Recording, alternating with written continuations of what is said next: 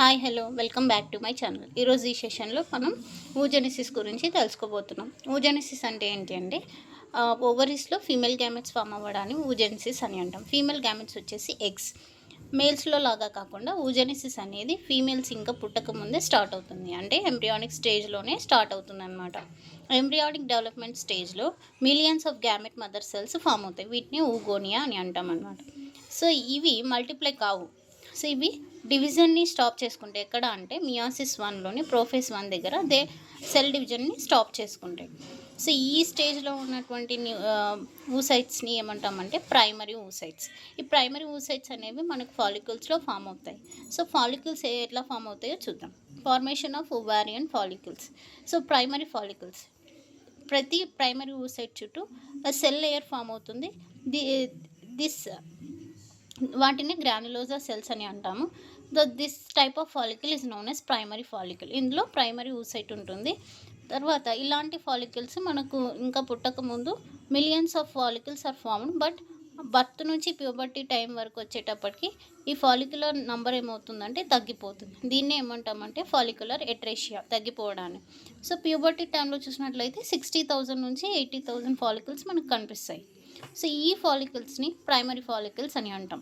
తర్వాత primary ఊసైట్కి granulosa సెల్స్కి మధ్యలో ఒక లేయర్ ఫామ్ అవుతుంది. That is known as zona pellucida. మీరు ఇక్కడ చూడొచ్చు, ఇవన్నీ కూడా గ్రాన్యులోసా సెల్స్. ఇది వచ్చేసి ప్రైమరీ ఊసైట్. దీనికి మధ్యలో గ్రాన్యులోసా సెల్స్కి ఊసైట్కి మధ్యలో ఒక లేయర్ ఫామ్ అయింది. This is known as zona pellucida. ఇందులో కూడా so inner layer of the granulosa cells వచ్చేసి జోనా పెల్యూసిడాతో అటాచ్ అయి ఉంటాయి. సో ఇలా అటాచ్ అయిపోయి ఈ కరోనా రేడియేటాని ఫామ్ చేస్తాయి అన్నమాట. తర్వాత లోపల ఒక క్యావిటీ, ప్రైమరీ లోపల గ్రాన్యులోసా సెల్స్కి మధ్యలో ఒక క్యావిటీ ఫామ్ అవుతుంది. దాన్ని ఎంట్రమ్ అని అంటాం. ఈ ఎంట్రము సైజులో పెరిగిపోయి ఊసైట్ అనేది ఒక వైపుకు నెట్టబడుతుంది అనమాట. సో ఇట్లాంటి స్టేజ్ని ఏమంటామంటే క్యూములస్ ఊఫోరస్ అని అంటాం. ఆ తర్వాత ఏమవుతుంది అంటే ఫాలికల్ ఎక్స్పాండ్ కావడం వల్ల స్ట్రోమల్ సెల్స్ ఏమవుతాయంటే కండెన్స్ అయిపోయి తీకా ఇంటర్నా అనే లేయర్ని ఫామ్ చేస్తాయి. అండ్ తీకా ఇంటర్నా అంటే ఏంటి అంటే inner layer of the granulosa cells form a layer known as theca interna. So theca ఇంటర్నాకి బయట మనకు ఇంకొక లేయర్ కనిపిస్తుంది, దాన్ని తీకా ఎక్స్టర్నా అని అంటాం. So theca externa and theca interna both are granulosa cells అనమాట. తీకా ఎక్స్టర్నా వచ్చేసి ఒక హార్మోన్ని సెక్రెట్ చేస్తుంది, అదే ఈస్ట్రోజన్ అనమాట. ఈ స్టేజ్లో సెకండరీ ఫాలికల్, దీన్నే సెకండరీ ఫాలికల్ అని అంటాం. సెకండరీ ఫాలికల్లో ఉన్న ప్రైమరీ ఊసైట్ సైజులో పెరిగిపోయి మియాసిస్ 1ని కంప్లీట్ చేసుకుంటుంది. సో ఆల్రెడీ మీకు చెప్పినాను, మియాసిస్ 1లో ప్రోఫేస్ 1 దగ్గర డివిజన్ని ప్రైమరీ ఊసైట్ స్టాప్ చేసుకుంటుంది. అది ఇప్పుడు కంప్లీట్ చేసుకొని సెకండరీ ఫాలికల్ని ఫామ్ చేస్తుంది. ఈ డివిజన్ తర్వాత మనకు it is a unequal division. Unequal division అంటే ఏంటి, ఒకటి పెద్దది ఒకటి చిన్నది వస్తాయన్నమాట ఇక్కడ సెల్స్. అవి ఏంటంటే లార్జ్ హ్యాప్లాయిడ్ సెకండరీ ఊసైట్. ఒక లార్జ్ సెల్ వస్తుంది, దాన్ని సెకండరీ ఊసైట్ అంటాము. ఇంకొకటి స్మాల్ సెల్ వస్తుంది, దాన్ని పోలార్ బాడీ అని అంటాం. పోలార్ బాడీ యొక్క ఫంక్షన్ ఏమీ లేదు, కానీ క్రోమోసోమ్స్ని ఈక్వల్గా డివిజన్ అంటే ఈక్వల్గా షేర్ చేయడం కోసం పోలార్ బాడీ అనేది ఫామ్ అయిందనమాట.